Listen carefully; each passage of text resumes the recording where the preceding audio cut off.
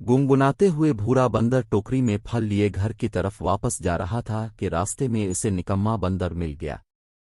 वाह भाई वाह, अच्छी अच्छी खुशबू वाले ताज़ा ताज़ा फल जमा किए हुए हैं अपने, ये तो बाहर से ही इतने अच्छे मालूम हो रहे हैं, अंदर से उनका जायका कैसा शानदार होगा। निकम्मे बंदर ने फलों की टोकरी ललचाई नज़रों से देखते हुए कहा, अरे भाई, बारिशों के बाद तो जंगल में हर तरफ फल फ्रूट ताज़ा हैं, सारे जानवर आजकल उन्हें खा रहे हैं और जान बना रहे हैं, लेकिन तुम्हें इतनी हैरत क्यों हो रही है और तुम इतने कमज़ोर क्यों हो रहे हो? भूरे बंदर ने कहा, तुम्हारे सवाल का जवाब इसमें है। निकम्मे बंदर ने अपनी टोकरी से पत्ते हटाते हुए कहा, अरे ये क्या, तुम्हारे पास सारे फल खराब और सड़े हुए हैं, इनमें कोई भी ताज़ा नहीं है, इसकी क्या वजह है? भूरे बंदर ने हैरत से सवाल किया।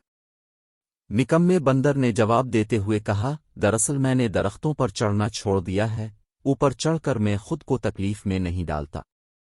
फिर तुम ये सब कहाँ से जमा करते हो? भूरे बंदर ने पूछा। निकम्मे बंदर ने कहा, दूसरे जानवरों से जो गिर जाते हैं या जिन्हें वो आधा खाकर छोड़ देते हैं उन्हें अलिफाटे लेता हूँ और किसी से मांग कर रख लेता हूँ, इस तरह मेरा काम हो जाता है। अच्छा, तो तुमने मेहनत करना छोड़ दी है और भिखारी बन गए हो जो खराब और दूसरों के बच्चे खींचे और फेंके हुए फल खा रहे हो? भूरे बंदर ने अफसोस से कहा, मेरे भाई, दरअसल मुझसे मेहनत नहीं होती, अब चाहे इसे जो भी नाम दो। निकम्मे बंदर ने काहली बताने के बाद फल मांगते हुए कहा, अब की टोकरी ताज़ा फलों से भरी हुई है, मुझे कुछ ताज़ा फल दे जाओ ताकि आज मैं उनको खा सकूं, ये मुझ पर आपका बड़ा एहसान होगा।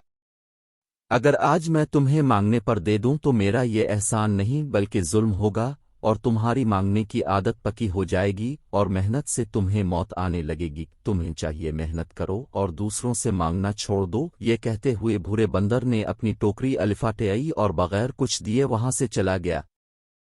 प्यारे बच्चों, दूसरों से मांगने और सवाल करने की आदत बारी है, इसकी वजह से इंसान सासत और कामचोर बन जाता है।